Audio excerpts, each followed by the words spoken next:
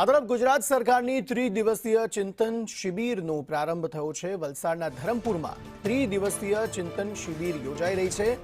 મુખ્યમંત્રી ભૂપેન્દ્ર પટેલ આ ચિંતન શિબિરમાં હાજર છે। વલસાડના ધરમપુર ખાતે આ ચિંતન શિબિરનું આયોજન થયું છે। સામૂહિક ચિંતનથી સામૂહિક વિકાસ તરફ આ શિબિરની થીમ છે। મંત્રીમંડળના સભ્યો અધિકારીઓ આ શિબિરમાં જોડાઈ રહ્યા છે। 241થી વધુ અધિકારીઓ ચર્ચા વિમર્શ કરવાના છે। ગુજરાતનો વિકાસ કરવા માટેનો રોડ મેપ આ ચિંતન શિબિરમાં તૈયાર કરવામાં આવશે। ચિંતન શિબિરને લઈને મુખ્યમંત્રી ભૂપેન્દ્ર પટેલે કહ્યું કે વિકસિત ગુજરાતના નિર્માણ માટે વિચારોનું શેરિંગ કરીશું। ચિંતન શિબિર વહીવટ અને જનકલ્યાણમાં ઉપયોગી બનશે।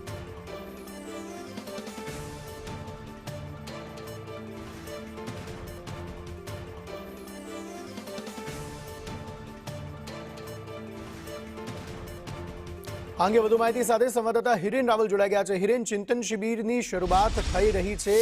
ગુજરાતનો વિકાસ કઈ રીતે કરવાનો તેનો રોડમેપ, તેમાં 3 દિવસીય જે ચિંતન શિબિર છે તેમાં રોડમેપ તૈયાર થવાનો છે। શું છે વધુ વિગતો આ સમગ્ર મામલે? 3 વાગ્યાથી સત્તાવાર રીતે શરૂ થશે। મુખ્યમંત્રી ભૂપેન્દ્ર પટેલ, સમગ્ર મંત્રીમંડળ ઉપરાંત આઈએએસ અને આઈપીએસ અધિકારીઓ મળી લગભગ 244 જેટલા લોકો છે એ આ ચિંતન શિબિરની અંદર અપેક્ષિત છે। 3 દિવસની આ ચિંતન શિબિરમાં આગામી 1 વર્ષ સુધીમાં અને લાંબા ગાળાના આયોજનો સંદર્ભે ચર્ચા કરવામાં આવશે। સાથે જે પાયાગત અને માળખાગત સુવિધાઓ છે એ બાબતોને લઈ આ દર વર્ષે આ પ્રકારની ચિંતન શિબિરોની અંદર ગ્રુપ ડિસ્કશન અને ચર્ચાઓ કરવામાં આવતી હોય છે।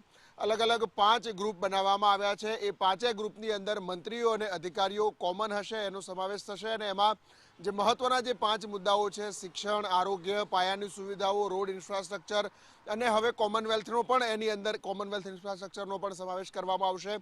સાથે કર્મચારીઓના બાબતે પણ એની અંદર મંથન કરવામાં આવશે। 3 દિવસ સુધીના એ મંથન થયા પછી છેલ્લા દિવસે ગયા વર્ષની અંદર જે શ્રેષ્ઠ કામગીરી કરી છે એવા અધિકારીઓને સન્માન ત્યાં આઈએએસ અધિકારીઓનું કરવામાં આવશે, કલેક્ટર ડીડીઓનું, અને ત્યાર પછી 3 દિવસની જે ચર્ચાઓ છે એનું એક મંથન સ્વરૂપે એક બુક તૈયાર કરવામાં આવશે અને એ ભલામણો છે એ ભલામણોને સરકારે અમલીકરણ કરવી એ પ્રકારની નીતિ અત્યાર સુધી રહી છે। આ 13મી ચિંતન શિબિર છે। તત્કાલીન મુખ્યમંત્રી નરેન્દ્ર મોદી સમયથી આ ચિંતન શિબિર શરૂ થઈ હતી અને આ વખતે વલસાડના ધરમપુર ખાતે આ મુખ્યમંત્રી ભૂપેન્દ્ર પટેલની અધ્યક્ષતામાં આ ચિંતન શિબિર છે। ખાસ આ વખતે નવા વિષયો એટલે કે એઆઈ ટેકનોલોજીનો ઉપયોગ કરવામાં આવશે। એઆઈનો કેવી રીતે સરકારી કામકાજની અંદર ઉપયોગ કરવો, એઆઈથી સજ્જ કેવી રીતે સરકારી તંત્ર થશે, આ બાબતોના પ્રેઝન્ટેશન અને ગ્રુપ ડિસ્કશન પણ આ વખતની ચિંતન શિબિરની અંદર રાખવામાં આવ્યા છે।